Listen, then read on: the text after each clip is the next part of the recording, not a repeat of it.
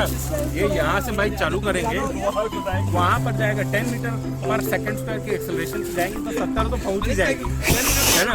सीधा ऊपर से वहाँ पर भी टीला है, सीधा ऐसी लैंडिंग करेंगे। जितना आसान लग रहा है उतना है नहीं, बोलने से बहुत आसान लग रहा है आपके। अब तो चली जाएगी फिर गाड़ी। अबे आगे छील है, घूम के चल। मेरी बाइक टुकड़ों में बढ़ जाएगी। Everybody ask me how I know. I smiled at them and said she told me so. Everybody ask me how I know. I smiled at them and said she told me so. Everybody ask me how I know. I smiled at them and said she told me so. I know. Everybody ask me how I know. I smiled at them and said she told me. Hey guys, good morning. So guys, अभी हो रहे हैं सुबह के 6:30। सो अभी हम ले रहे हैं एक चाय।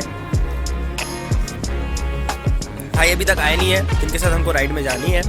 सो उन्होंने बोला कि मैं 5 मिनट में पहुंचता हूं, तो हम यहाँ पे उनका वेट कर रहे हैं अभी। सो अब देख सकते हैं, अभी सुबह की राइड मैंने पहली बार कर रहा हूँ अभी, इतने सुबह की, मतलब इतना सुबह मैंने कभी आज तक राइड नहीं किया है। देखते हैं आज की राइड कैसे होती है। सो गाइस, जैसे सुबह तो हमें जल्दी उठना चाहिए according to mom dad, but आदत हमारी सोने की। सो चलो अब हम आपको सीधा यूट्यूबर्स के साथ मिलेंगे एंड राइड के वीडियो पे मिलेंगे। चलो। हे यू, कैसे हैं आप सब? Welcome back to the Sameer vlogs. So guys, this is my friend Ankit. So अभी हम अटल नगर जाएंगे, बट अभी सारे बंदे नहीं आए, इस वजह से इसने बोला कि भाई चल एक राउंड लगा ले। हम बोला भाई थक गया हूँ, लेकिन फिर भी ये बोला नहीं भाई चल। सो हम जा रहे हैं एक छोटा सा राउंड लगाने, उसके बाद हम जाएंगे अटल नगर। हमारे एक और फ्रेंड है, वो भी आ रहा है। उसके बाद वहाँ जाके किसी पिकनिक स्पॉट को क्लीन करना है। आज का टॉपिक यही है। सो फाइनली अभी हम अटल नगर पहुँच गए हैं, बट मुझे ये नहीं पता एग्जैक्टली कहाँ जाना है, क्योंकि राहुल भाई लेके जाएंगे कि कहाँ पे जाना है, क्योंकि मुझे भी ये प्लेस नहीं पता है। मुझे नारापुर पता है, पर मुझे ये नहीं पता कि भाई का प्लान अभी कहाँ जाने का। तो सो हम उनके साथ ही राइड कर रहे हैं। हम उनके पीछे ये उधर वाले ही राहुल भाई है, तो हम उनका वेट कर लेते हैं कि हमें कहाँ लेके जा रहे हैं। सो वहाँ भी हम चलेंगे। ये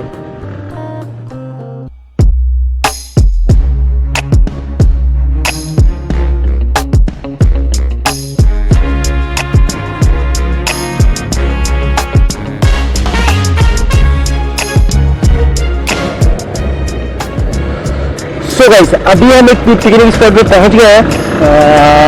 यहाँ पे लोग पिकनिक को आते हैं। सो मैं भी यहाँ पे डस्ट होगा, सो यहाँ पे अपन क्लीन करेंगे।